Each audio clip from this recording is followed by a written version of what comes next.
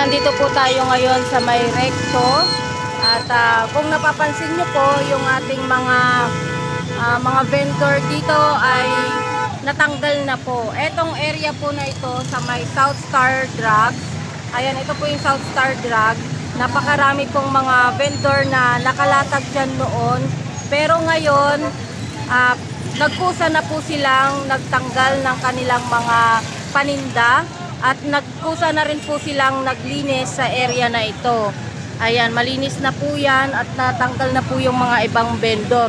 Pero yung iba medyo matitigas pa rin ang mga ulo. Pero etong area na to kasi punong-puno to noon. Kaya ngayon yung mga jeep, mga e-trike, dire-diretso po yung lakad, yung pagbiyahe nila ngayon kasi nga natanggal na po yung vendor dito po sa area na ito. Kaya wala na pong mga vendor ngayon dito. At titingnan natin, pasukin natin tong straight na to para makita ninyo kung wala na ba talagang mga vendor.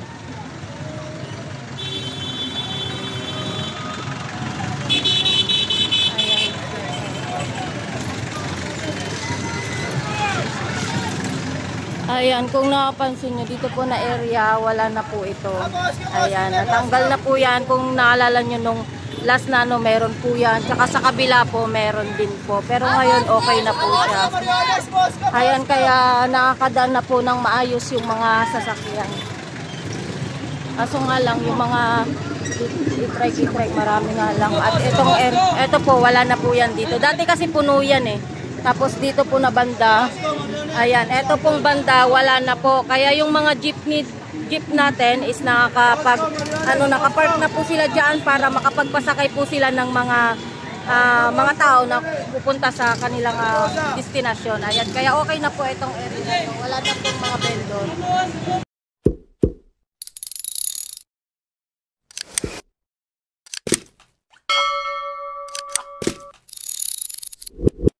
Maraming salamat po.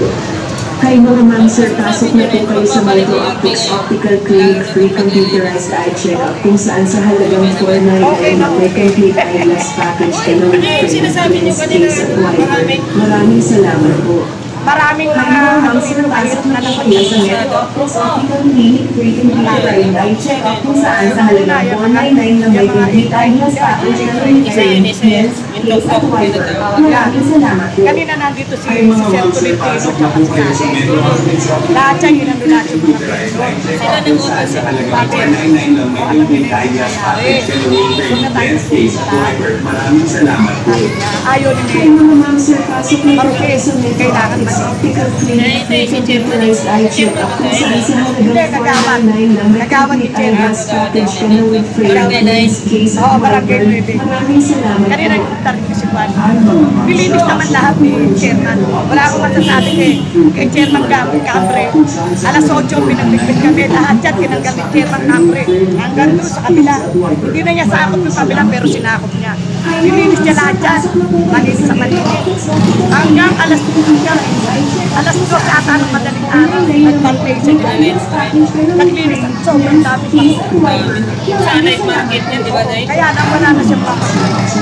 Siya mapagkagyan talaga. Kasi kung muna rito, at ang hilo, Di ba kilala mo na si Jerry Tubera, Sir Jerry, yun dito? Ano masasabi niyo sa pagbabalik niya ngayon? Siya po mismo yung ano ngayon? Si Sir Jerry Tubera, Siya rin po. tsaka si Sir Tolentino, Sir Sales.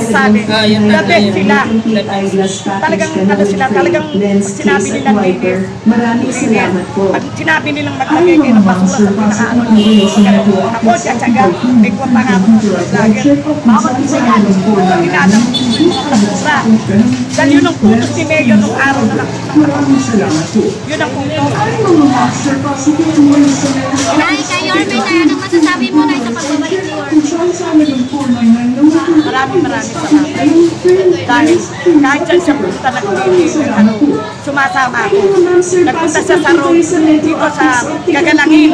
At hindi na po nakasuporta kay Mayor. Mayor! Balik ka na! Balik ka na, Mayor. Maraming salamat po. Maganda siyang Mayor. Bakit? Pasok na po kayo sa Metro Optics Optical sa ayuda, wala kang problema. Sa birthday, wala kang problema. May cake ka na, Yung first birthday ko, the best. Lahat. Ayuda sa sagana ka. Pasko, mabagong taon. Lalo na nung pandemic na eh. Lalo nung pandemic. Yun, isa rin yan. Nasaksakan niya kami ng Grabe pala, Nay. Nay, may mensahe ka ba kay Yorme, Nay? Nanonood sa atin yan, Nay. Sir, Mayor. Ay, Dapitol. Dapitol ng Gulaman. May Gulaman. Estudyante pa kayo. Dati mo nagtitinda ng tugaw na tanggal na kain. Nung mag-pandemic, ngayong Gulaman na nangyayari na. Optical Clinic free computerized eye check-up kung saan sa halagang 499 may complete eyeglass package ka na with frame, lens, case, at Tapos may wiper. alaga kong nanay, 98 years old. Uy, 2 years na lang, Nay. Alaga ko na hindi ko na nakukuha.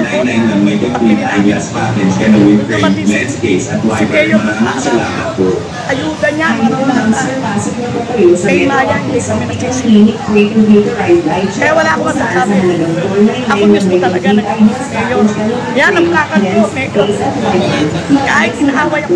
Ay, naiyak na po si Nanay, Nay. Baka pinaiyak po kita, Nay, ha? Hindi niyo ako pinayak. Yun lang inandam-dami ko. Pinaalabas ko dati. Tears of joy, Nay. Tears of joy.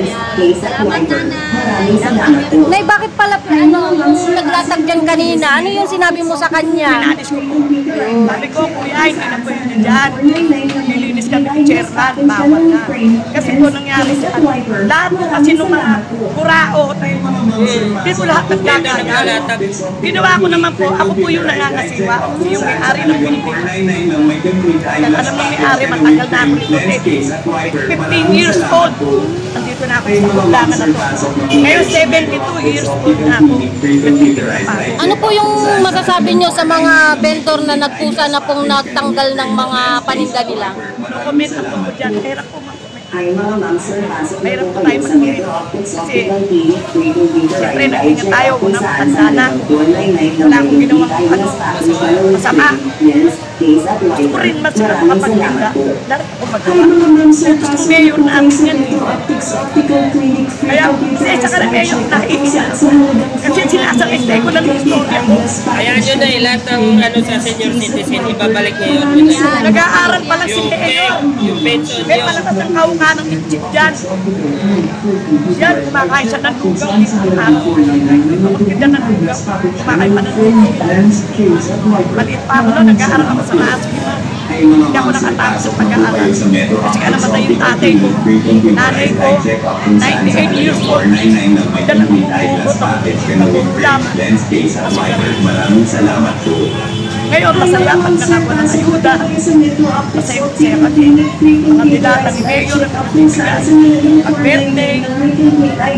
Ayan, kompleto, no? Pagdating kay Yorme, Nay, no? Kompleto talaga, Nay, no? Pagdating kay Yorme. Kay Yorme, the best kami. Salamat, Nay. Good night. Yung Para maayos natin lugar natin, maayos. Yun lang. At gusto ko rin yung talagang mabalik siya. Taga saan po kayo, Nay? Taga Don Bosco. Baka may mensahe ka kay Yorme, Nay. Nanonood sa Nagpapasalamat ako yun. Mayor, kasi ikaw uli yung napunta rito sa amin. Yan lang. Salamat at ikaw pa rin ang naging mayor namin. kamusta naman po pa ng pandemic, Nay? Ano po mga naitulong ni Yorme? Ang marami na itulong niyan mula nung pag-pandemic, nagkaroon kami ng maraming pagkain, hindi kami nagutom sa kanya. Oo, totoo, ay naiiyak ako dyan nga. Tama sila, Nay. Ako parang lagi lang ako nagpapalit ng nanay. Maganda ang naging ano ni Mayor sa akin. Tears of joy naman yan, Nay. Naging ano ko sa akin. Yan ang tinoto ko talaga, maging mayor ulit. Yan lang. Masaya si nanay na bumalik sa ulit si Yorme. Kaya naiyak siya, tears of joy. Naging ano yan, talagang pabalik yan. Yun lang. Salamat din po. Kaya naman sasabi mo, malilinis na ulit. Oo, yun ang maganda. Malinis na ngayon ang lugar ng Divisoria. Hindi ka na mahihirapan pag yung tumawid, para ano lang siya. Maganda, malinis na ngayon.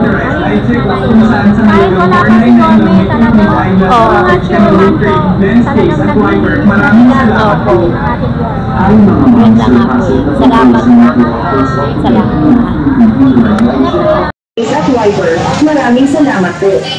Ay mga ma'am, sir, pasok na po kayo sa Metro Optics Optical Clinic. Ayan, at ito po yung ating chairman dito sa Barangay 9. At pinapalinis nga po itong recto. Yung mga mga vendor po dito sa gilid. Ayan. Free computerized eye check-up kung saan sa halagang 499 na may complete eyeglass May package taing pa dyan. free lens, case at wiper. Maraming salamat po. Ay mga ma'am, sir, pasok na po kayo sa Metro Optics Optical Clinic. Free computerized eye check kung saan sa halagang 499 na may complete eyeglass package lens, case at wiper. Maraming salamat po. Kayo naman, sir, pasok na po kayo sa Metro Optics Optical Clinic. Free computerized eye check-up kung saan sa halagang 499 na may complete eyeglass package.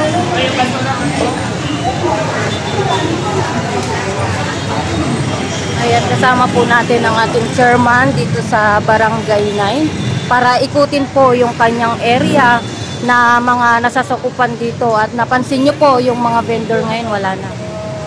Yung mga basura natin. 3 days na talaga, tumatawag naman kami sa dito sabi wala pa rin. Walang palap, sir. Wala pa rin truck na kumukuha 3 days na Kung pag tinabot pa ng 5 days pa, wala na, nakakabunin.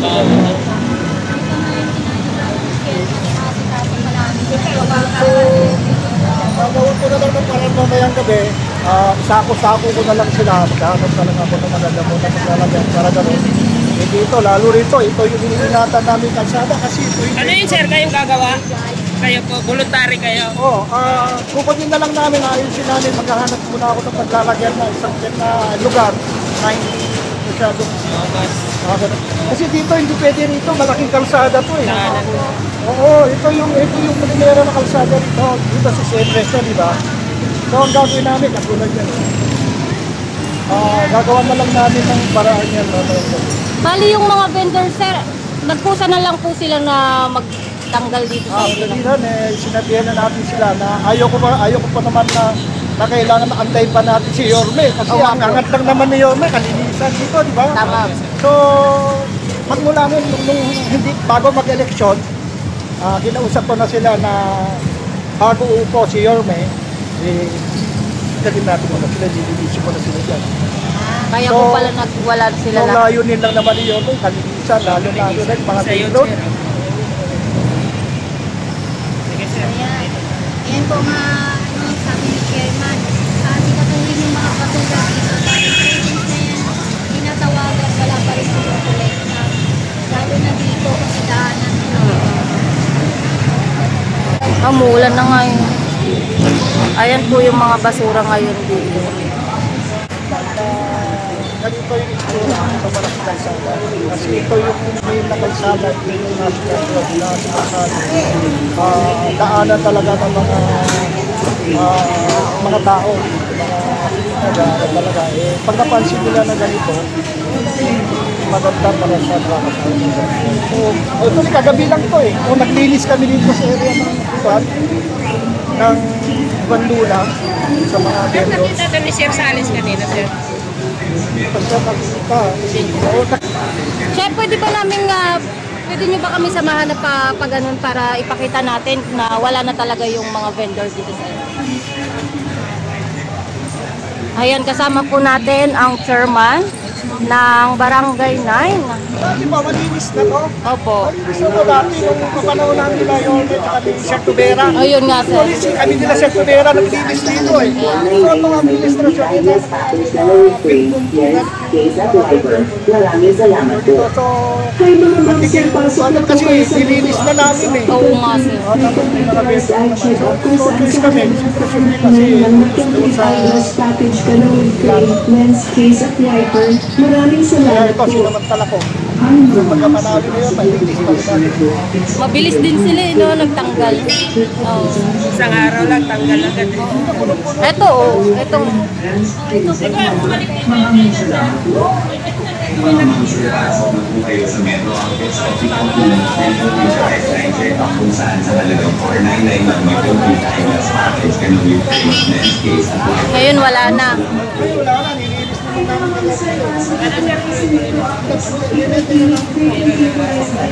ito. Kasi hindi ko naman talaga dahil dito. Nakakawa namin sa kulera. Lens, case at wiper. Maraming salamat po. Diba dito maraming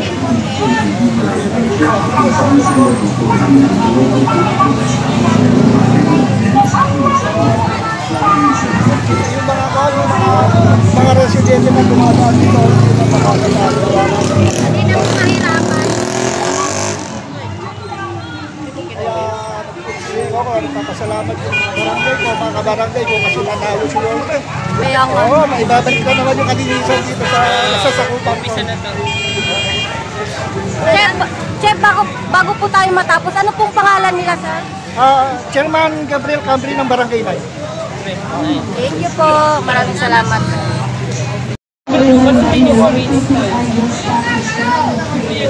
Ayan, ito po yung mga ano dito nagbabantay. Yung mga XO, pinapabantay na po yung mga 8-right. Kasi bawal na po talaga dito magtambay. Ayan, at nag-uumpisa na po ang ating chairman at ang ating mga barangay para paalisin itong mga 8-right dito.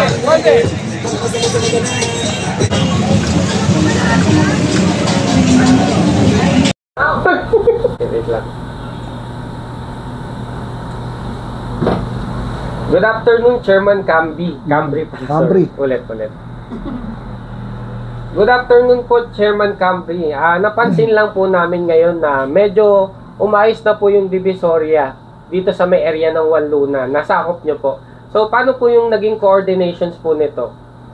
So, actually, nung nakalatag na yung mga yan, inabiso na namin kasi binigay namin ng malinis yan sa kanila. So, nung kinausap ko na sila na hindi ko na kailangan na antayin pa si Yorme na makauna uupo, kailangan aksyonan ko na yan. Kasi ang hangad lang naman ng mahal natin Yorme, yung kalinisan, di ba? So, ginawa ko na yung trabaho ko bilang isang punong barangay. So, sir, inisyatibo nyo po ito. So, ano pong naging way po?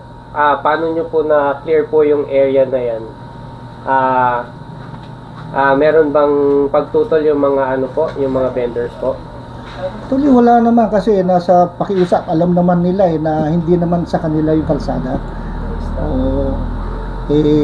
Ginawa lang nilang panghanap buhayan nila. Pero sa totoo lang, hindi naman siguro maganda sa mata. Magmula nga nung may mga ganyan na structure dito sa lugar ko, medyo nahihirapan na, lalo na ngayon. Nung nakita nyo kanina na yung kahapon nakita nyo, yung nakikita lang sa CCTV ko, puro payong. Oo, puro payong lang. Wala na kami namomonitor ng mga tao na kundi tinatakpan na ng payong. Nagkusa naman po yung ibang mga vendor, Chairman.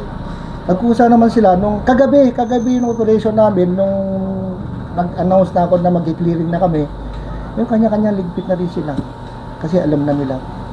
So, Chairman, paano po yung mga inaayos din po ba yung mga kagaya po nitong yung mga e-trike po?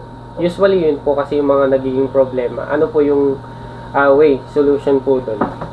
So, para sa akin, lalo na pag rush hour, 3 lane na sila doon sa ICM Recto, wala na madaanan. Meron po ba silang designated na Actually, dito sa lugar ko, wala naman silang designated na gagawin parkingan. Nakuha nila na terminal. So, Chairman, magtutuloy-tuloy po ba to hanggang sa makaupo si Yorme? Oo naman. I-maintain ko na yan kasi malinis na yan. Hindi ko naman pwede na pinagpaguran ko na tapos dudumihan pa nila. Siyempre, ang ginagawa ko, siyempre, kasi tulad ng sabi ni Yorme na ang hangad niya lang kalinisan ng Maynila. Di ba? Kaya, ginagawa ko na hanggat di pa siya nakuha. Gagawin ko na.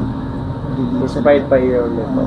So, Chairman, mensahe nyo po sa mga vendor or mga commuters na dumadaan po dito sa Divisoria. Una, sa mga commuters na dumadaan dito, siguro nakikita mo na sa kanila yung aliwalas ng mga mukha nila kasi maluwag na, malinis yung mga dinadaanan nila, maluwag, wala na sila sa gabal na dinadaanan. Unlike dati na di mo malaman kung saan sila lalabas sa lugar na yan. Pero sa ngayon, makikita mo naman siguro na komportable na sila sa dadaanan nila. Magandang hapon po, Che. Since sinabi niyo po na initiative niyo po ito, at saka yung mga vendor, hindi niyo na kailangan na sabihan, talagang nagpusa na sila. Ano pong naramdaman niyo nung ganun po yung sa inyo ng mga vendor? Normal, masaya ako kasi sumunod sila kaagad sa gusto ko mangyari. Ang gusto ko lang naman mangyari, hindi ko naman sila tinatanggalan ng hanap buhay. Hindi naman yun ang ibig sabihin nun. Ang ginagawa ko, yung kalinisan para mabuo ulit yung kalasada na mapapanatili namin yung kalasada namin na maluwag. In terms sa Che, sa disiplina ng mga tao and then dun po sa kaayusan ng lugar nyo, sang-ayon po ba kayo o yung mga tao po nagkukusa na talaga? Sa tingin ko nagkukusa na rin sila. Che, ito pa po. Tungkol po dun sa safety ng mga namimili at saka ng mga commuters naglalakad, kamusta naman po? Okay lang din naman kasi ang lugar ko naman, pag may mga ganyan na klase na pangyayari, kung ano man yung krimen na pwede mangyari, namomonitor naman namin at yun ang nagagawa namin ng action agad dito sa barangay. Okay. Nga po, nakapansin namin CCTV nyo dito, bongga eh. Every sulok nung sa One Luna, mayroong CCTV.